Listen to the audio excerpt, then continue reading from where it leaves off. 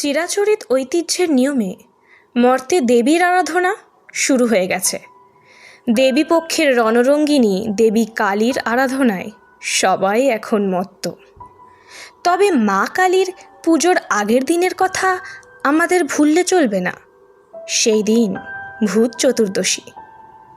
এই দিনের বিশেষ তাৎপর্য লক্ষ্য করা যায় মূলত সাধারণ গ্রাম বাংলার অঞ্চলে। ভূত চতুর্দশী উপলক্ষে অনুরাগ পেজ আয়োজিত আজকের গল্প দুঃস্বপ্ন। গল্পের লেখিকা ও ইন্ট্রোতে সুচিস্মিতা সাহা, গল্পের কথক ও নিলয়ের চরিত্রে দীপন ঘটক, চন্দ্রিমার চরিত্রে সুকন্যা নাথ, পিসির চরিত্রে উর্মিলা দাস, বয়স্কার চরিত্রে সুনয়না পাত্র এবং মায়ের চরিত্রে দুর্বা মণ্ডল। শুরু হচ্ছে দুঃস্বপ্ন।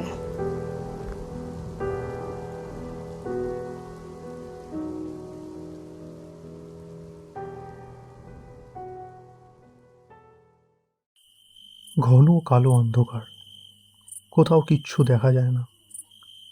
কিন্তু এই সময় তো এত অন্ধকার থাকে না। তবে হঠাৎ পেছন থেকে একটা ঠান্ডা বাতাস এসে সজোরে ধাক্কা মারল। আমি বুক থুবড়ে পড়লাম সামনে। চোখ খুলে দেখি, এ কি, তুমি তুমি এখানে? হঠাৎ চোখ খুলে গেল আমার।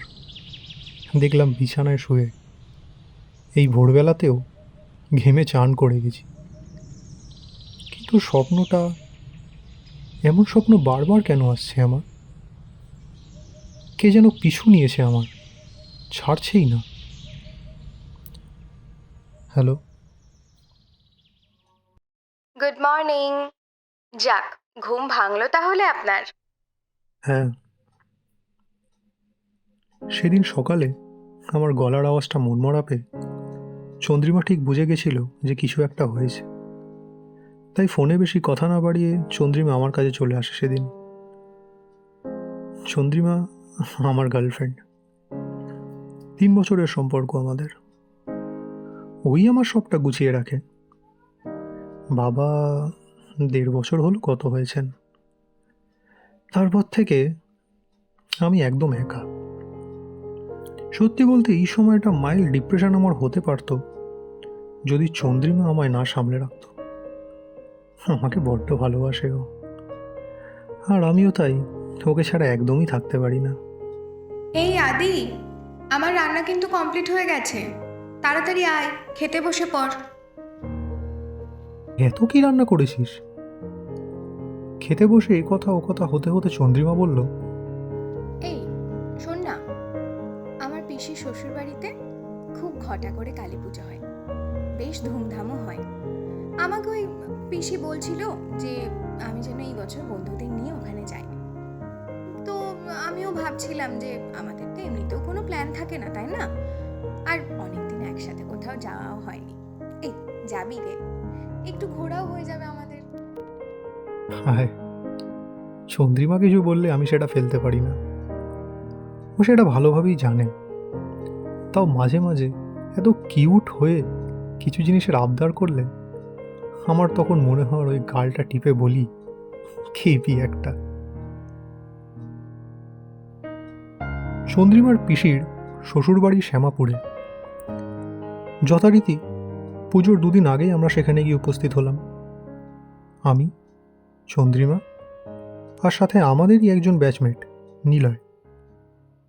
সত্যিই চন্দ্রিমা, তোর পিসির বাড়ির থেকে বেছে বেছে ভাগাড়েই বিয়ে দিয়েছিল কেন রে? শালা হেঁটে হেঁটে হাঁটু তো খুলে গেল। বেশি কথা বললে না, আবার কিন্তু আমি ফেরত পাঠিয়ে দেবো বলে দিচ্ছি। আহ, তোরা থামবি? স্টেশন থেকে প্রথমে অটো, তারপর টোটো ধরে প্রায় 45 মিনিট পর গিয়ে পৌঁছালাম আমাদের গন্তব্যে। টোটোর যে ব্যাটারি শেষ হয়ে যায়নি আমাদের ভাগ্যি। সেখানে আমাদের যথারীতি আদর আপ্যায়ন করা হলো, মানে স্বাভাবিকভাবেই যা হয় আর কি। চন্দ্রিমার পিসি আমাদের ব্যাপারটা জানতেন।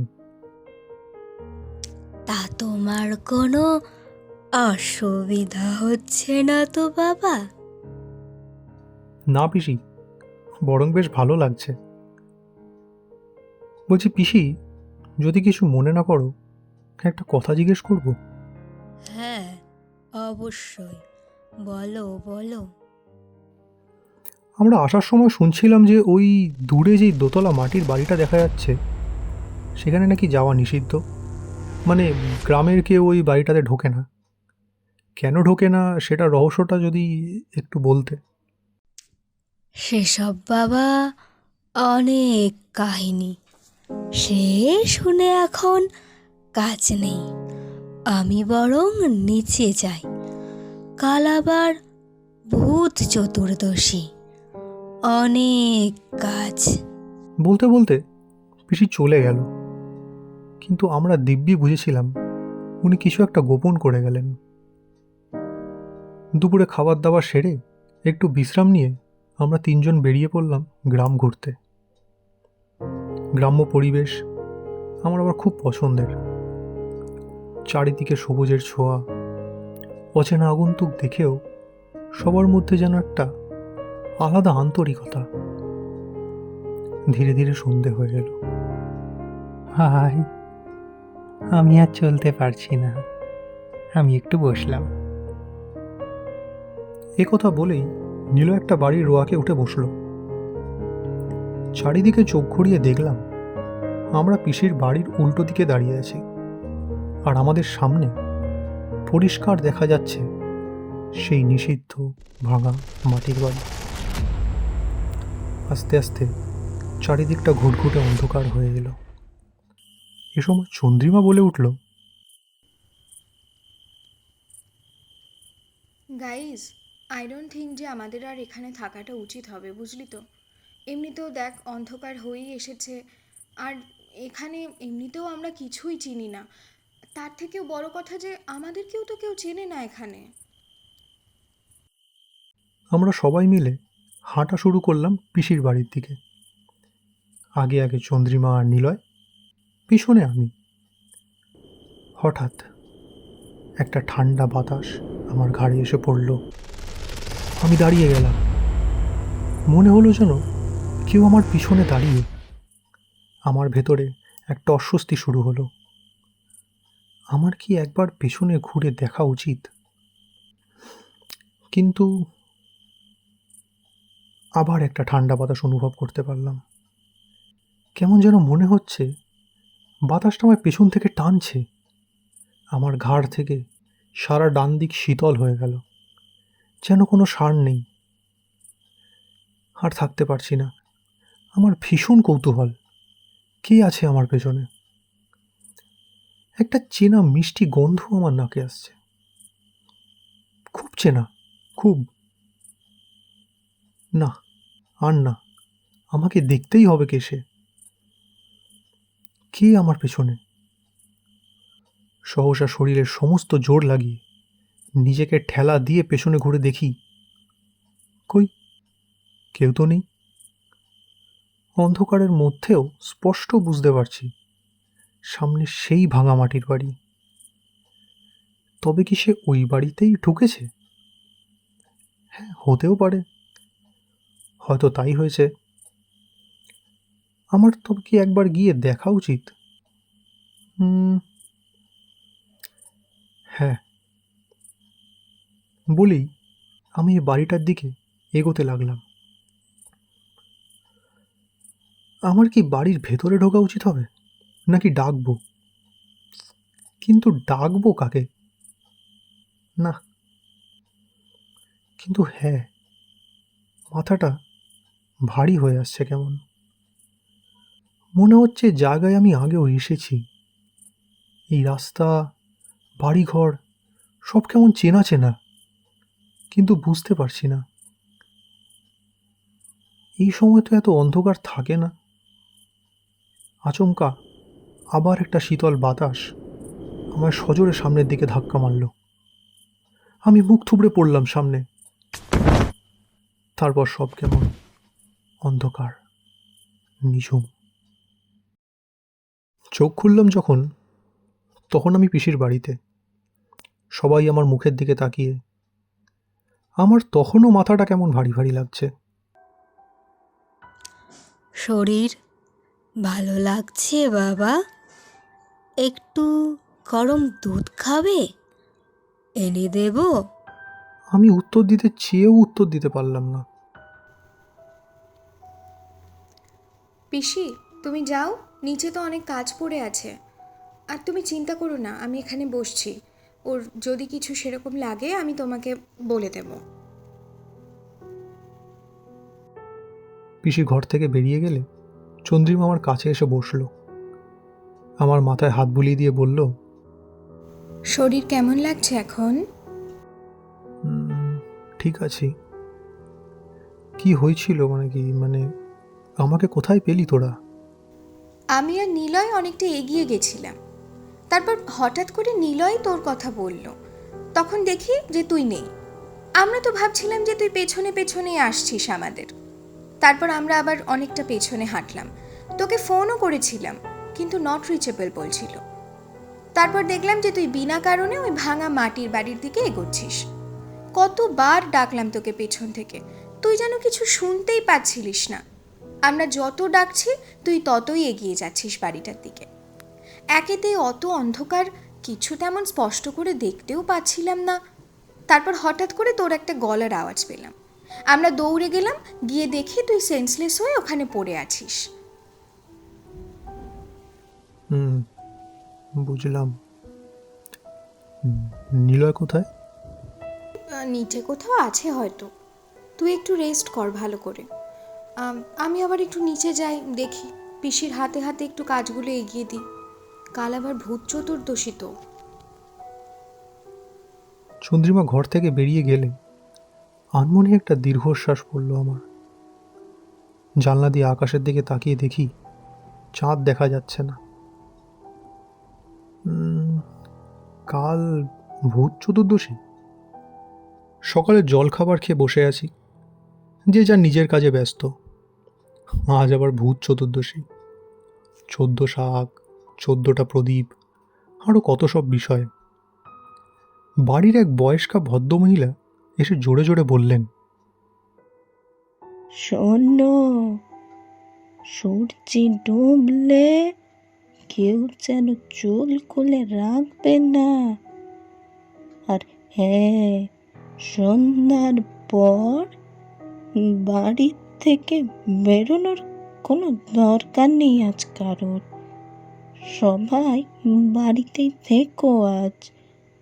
ভদ্রমহিলা কেন এমন বলে গেলেন জানি না, তবে উনি যে ভীষণ রকমের কুসংস্কারাচ্ছন্ন সেটা বুঝতে পারলাম। সূর্য ডুবতে না ডুবতেই পুরো গ্রাম আলোয় ভরে উঠল। বাড়ির বাচ্চারা সব সুন্দর সুন্দর জামা পরে তারাবাতি জ্বালাচ্ছে, আনন্দ করছে। কিন্তু চন্দ্রিমা কই? এদিক ওদিক তাকাচ্ছি, হঠাৎ নিলয় পাশে এসে বলল, ভাই গো, এদিক ওদিক তাকিয়ে কাজ নেই। যাকে খুঁজছ ওই যে তিনি নামছেন নিচে। দেখলাম সিঁড়ি দিয়ে চন্দ্রিমা নামছে। লাল পাড়, সাদা শাড়ি, কপালে টিপ, হাতে প্রদীপের থালা। আহ, কি অপূর্ব লাগছে দেখতে। ছোট্টবেলার শেষ এরকম সাজতে দেখেছিলাম মাকে, যদিও মায়ের মুখটা এখন আর মনে পড়ে না তেমন। কিভাবে মনে পড়বে? না আছে কোনো ছবি, না কিছু। সেই কোন ছোটবেলায় মা ছেড়ে চলে গেছিল আমায়। আচ্ছা, মায়েরও কি কোনোদিন আমার কথা মনে পড়েনি? কি রে, হাঁ করে কি দেখছিস? হ্যাঁ, কেমন লাগছে আমায় বল।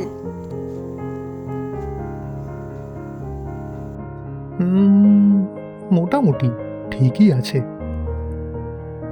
আমার এই কথা বলার সাথে সাথেই চন্দ্রিমা রাগ দেখিয়ে চলে গেল। এই রাগী মুখটাতে ওকে আরও মিষ্টি দেখাচ্ছিল। কিন্তু নিলয় কোথায় গেল? এখনই তো এখানেই ছিল, বাইরে গেল নাকি? দেখি তো একটু। বাইরে বেরিয়ে দেখি গোটা কতক লোকজনের আনাগোনা, গ্রাম্য পরিবেশ যা হয় আর কি। হাঁটতে হাঁটতে বাড়ির পেছন দিকে চলে এলাম, কিন্তু নিলয় কোথায়? কোথায় গেল ছেলেটা? এই আছে এই নেই, শুধু চঞ্চলতা, কোথায় যে যায়। কি ব্যাপার, এই জায়গাটা এত অন্ধকার কেন? এখানে এত অন্ধকার, কিছু তেমন দেখতেও পাচ্ছি না। নিলয় বলে কি ডাক দেবো একবার? এখানে তো কেউই নেই যা দেখছি। আচ্ছা, আমি এখানে এলাম কেন? এটা তো বাড়ির পেছন দিক, এদিকটাতে তো কেউ থাকে না, ফাঁকা ফাঁকাই থাকে। তাহলে আমি কেন এলাম এদিকে? উফ, মাথাটা আবার কেমন ভারী ভারী লাগছে। এ কি, ওটা সেই মাটির বাড়িটা না? আচ্ছা, ওই বাড়িটাতে কি কেউ থাকে আদৌ? কেমন যেন চেনা চেনা লাগছে, মনে হয় আমার নিজের কেউই এখানে থাকেন। না, আজ একবার গিয়ে দেখে আসবই। আমি এগিয়ে গেলাম, বাড়িটার একদম সামনে দাঁড়িয়ে আছি। একটা ঠান্ডা বাতাস আমার ঘাড় থেকে পিঠ অবধি এসে পড়েছে। চোখ কেমন যেন বন্ধ হয়ে আসছে আমার।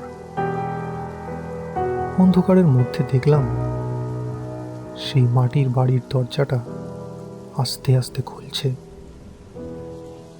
ভেতর থেকে খুব চেনা একটা গলা বলে উঠল, দাঁড়িয়ে কেন বিদ্যুৎখানি? আয় ভিতরে আয়, কতদিন তোকে দেখি না। কে কে ওখানে? আমি নিজেকে সামলাতে পারলাম না, দরজা ঠেলে ঘরে ঢুকলাম। সারা বাড়িতে মাংস রান্নার গন্ধ। দেখলাম ঘরের এক কোণে একটা খাট, একটা আলনা, আলনায় কয়েকটা শাড়ি। পাশের ঘর থেকে ধোঁয়া আসছে। ঘরে ঢুকে দেখলাম এক মহিলা একা হাতে রান্না করছেন। খুব খুশি দেখাচ্ছে ওনাকে, গুনগুন করে গান করছেন আর সবজি কাটছেন। আমায় দেখে গলা চেপে আস্তে আস্তে বললেন, আজকে আমার ছেলে আসবে, বর আসবে, তাই রান্না করছি। তুমি ওদের চেনো? ওনার চোখগুলো কেমন যেন ঠিকরে বেরিয়ে আসছে আমার দিকে, কেমন একটা মায়া ওই দু চোখে। হঠাৎ তিনি উঠে দাঁড়ালেন, নিজেই চেঁচিয়ে উঠে বললেন, কে? ওরা আসবে না? কে বলল? ওরা বলল? তুই জানলে কি করে? কে বলল বল? দেখে মনে হচ্ছে মহিলা অন্য কারোর সাথে কথা বলছেন। সে এমন কিছু বলেছেন যাতে তিনি পাগলের নয় চেঁচাচ্ছেন। এরপর তিনি আমার কাছে এসে বললেন, আমার নিজের মায়ের আসল বাড়ি ছিল কি বলল? শ্যামাপুর। বর এরপর থেকে বিয়ে করেছে। কোনোদিন ও আমার ছেলেকে আমার কাছে আনবে না। আমি কি করব? কি করব আমি? আমি আমার ছেলেকে ছাড়া কিভাবে বাঁচব? না, আমি শেষ করে দেব, নিজেকে শেষ করে দেব। জানি না আমার কেন ভীষণ শীত করতে লাগলো, যেন একটা ঠান্ডা বাতাস আমাকে চারিদিক দিয়ে বেঁধে রেখেছে। আমি নড়তে পারছি না, এত চেষ্টা করছি, শরীরের সমস্ত জোর লাগাচ্ছি, কিছুতেই কিছু হচ্ছে না। হঠাৎ সেই মহিলা কেমন যেন ক্ষেপে উঠলেন, গোটা ঘর কি একটা যেন খুঁজছেন, দৌড়ে পাশের ঘরে চলে গেলেন। আমিও গেলাম। আলনার পেছন থেকে একটা কেরোসিনের জার বার করে এনে নিজের সারা গায়ে ঢেলে ফেললেন। তারপর আবার গেলেন রান্নাঘরে। আমি যেন অসাড়, আমি ওকে আটকাতে চাই, কিন্তু আমি পারছি না। হঠাৎ চিৎকার,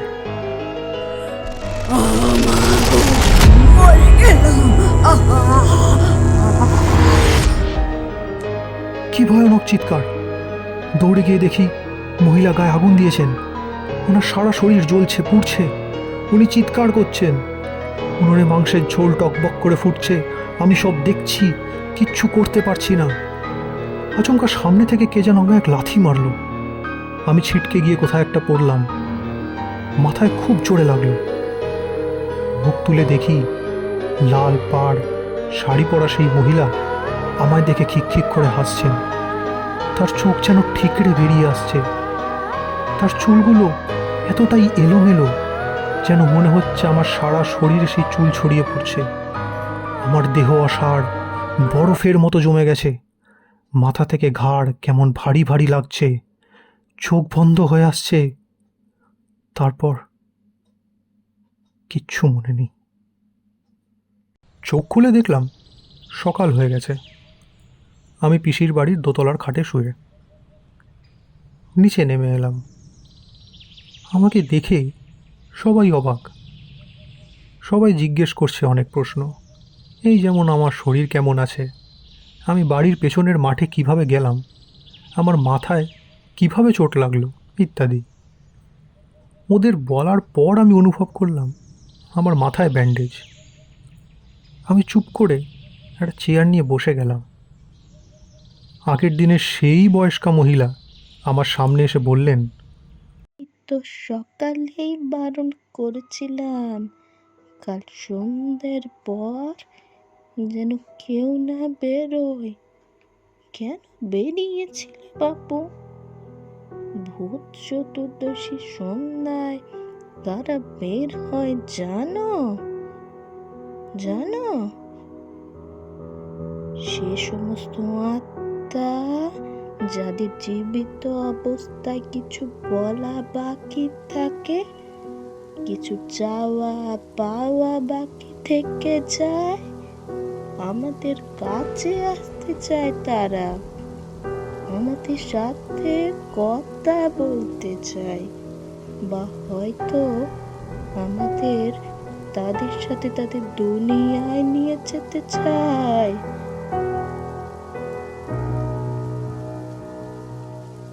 আমি তৎক্ষণাৎ উঠে দাঁড়ালাম। আর না, ওপরে এসে ব্যাগপত্তর গুছিয়ে নিলাম। চন্দ্রিমার মুখটা দেখে খুব খারাপ লাগছিল। ওকে বললাম আমার খুব দরকারি কাজ এসে পড়েছে, তাই আমি কলকাতা ফিরছি। ও যেন পুজো শেষ করেই ফেরে। নিলয়কে বললাম ও যেন চন্দ্রিমার সাথে থাকে, ওর সাথেই ফেরে। কালী পুজোর দিন বেরিয়ে আসছি বলে পিসে একটু মন খারাপ করছিল। ওনাকে বুঝিয়ে যত তাড়াতাড়ি পারলাম বেরিয়ে এলাম। বাড়ি এসে মনে হলো যেন প্রাণ খুলে নিঃশ্বাস নিতে পারছি। কিন্তু কি হয়েছিল আমার ঠিক? খোঁজ শুরু করলাম। 3 দিন পর জানতে পারলাম আমার বাবার দুটো বিয়ের মধ্যে প্রথম যে বিয়ে, মানে আমার আসল মা, সে আমাদের ছেড়ে যায়নি। আমার নিজের মাকে আমার বাবা তার বাড়ি রেখে এসেছিলেন পরে নিয়ে আসবেন বলে, কিন্তু আর যাননি। আমার নিজের মায়ের আসল বাড়ি ছিল শ্যামাপুর। এরপর থেকে আর কোনোদিন আমি দুঃস্বপ্ন দেখিনি। শুনছিলেন দুঃস্বপ্ন।